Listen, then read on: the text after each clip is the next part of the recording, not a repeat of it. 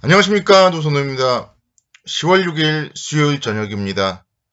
주시장이 힘이 없어서 힘이 나지 않지만 그래도 힘차게 오늘의 마감 시황 정리해드리도록 하겠습니다. 오늘 코스피 지수 1.82% 하락을 한 2,908포인트 마감을 했습니다. 종가 기준으로 연중 최저치를 기록하는 모습을 기록했고요. 특히 이제 미국 시장이 상승을 했지만 반짝 상승을 한 이후에 10시 이후에 좀 하락폭을 키웠다는 점, 오늘의 하락 좀 뼈아프지 않나 그런 생각이 듭니다. 상승 종목수 118개, 하락 종목수 780개였습니다.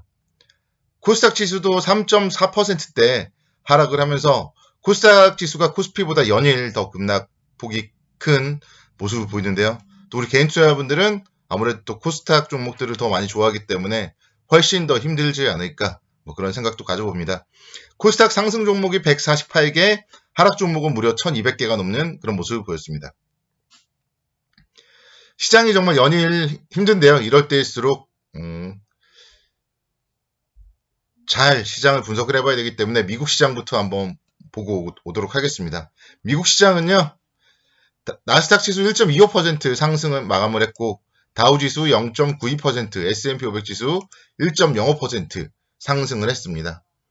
바이든 대통령이 뭔가 사회복지 지출 법안 금액을 1조 9천억 달러에서 2조 2천억 달러 규모로 좀 내릴 필요가 있다 그런 얘기를 하면서 재정 지출에 대해서 합의를 하려고 노력을 하고 있는 모습을 보였습니다.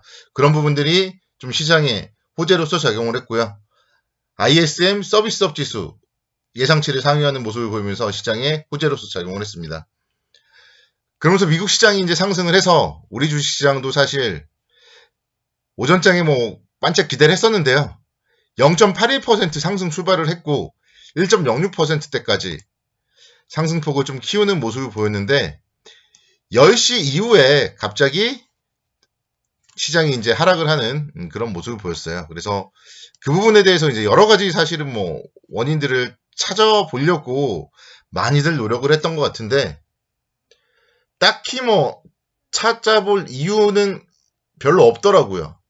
이유라고 한다면은 뉴질랜드가 금리를 인상했습니다. 0.25%에서 0.5%로 뉴질랜드의 금리 인상 이런 부분들이 좀 악재였을 뿐 뚜렷한 시장의 악재는 좀 없었는데 오늘 낙폭을 좀 키우는 모습을 보였습니다. 아무래도 이제 반대 매매나 이런 것도 좀 많이 나오고 있다. 이렇게 좀 해석을 하고 있는데요. 시장은 보통 9시에 이제 증권사 반대 매매가 나와요. 개장 시기에. 그리고 나서 오후 2시 반에는 스탁론 반대 매매가 나옵니다. 그래서 이제 하루 종일 좀 반대 매매들이 계속 나오고 그러면서 힘든 모습. 매물이 매물을 부르는 좀 그런 모습이라고 볼 수 있겠습니다. 수급적으로 보면은 외국인들 다시 또 지금 10월 들어서는 연일 매도를 하고 있어요. 어제도 6천억 원, 오늘도 2,700억 원. 이렇게 외국인들이 연일 좀 매도를 하고 있는 게 좋지 못하고 원달러 환율이 1,192원까지 상승을 했습니다. 환율이 이러다가는 1,200원을 넘을 수도 있겠다 그런 생각도 들고요. 오늘 홍남기 장관이 환율에 대해서 좀 예의주시한다 그런 발언도 나왔던 것 같습니다.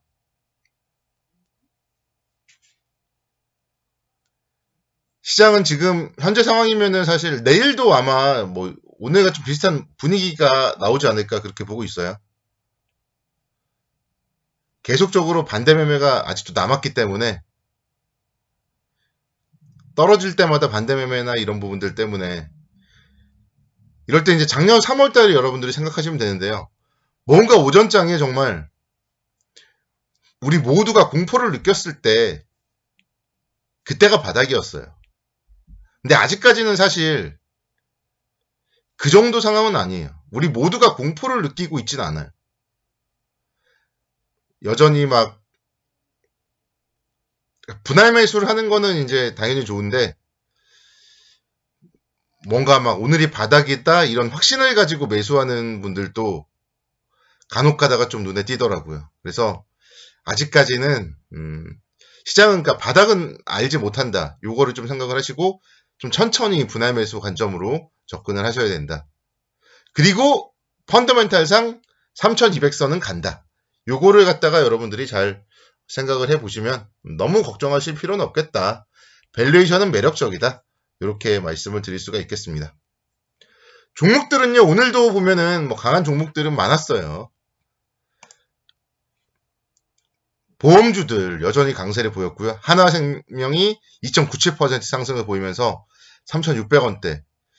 최근에 이제 보험주 제가 하나생명도 여러 번 강조를 드렸었잖아요. 현대상 더 좋죠. 2.62% 상승하면서 오늘 이제 신고가 기록을 했습니다. 장중에 27,900원대까지 상승을 하다가 시장 때문에 윗꼬리를 좀 달긴 했는데요. 그래도 보험주들 지금 미국의 국채 수익률 상승세라던가 금리 인상 뭐 이런 부분들에 따라서 계속적으로 매수세가 유입되고 있습니다. 뭐 금융지주, DGB 금융주주라던가 이런 은행주들 쪽도 뭐 나름대로 좋았고요.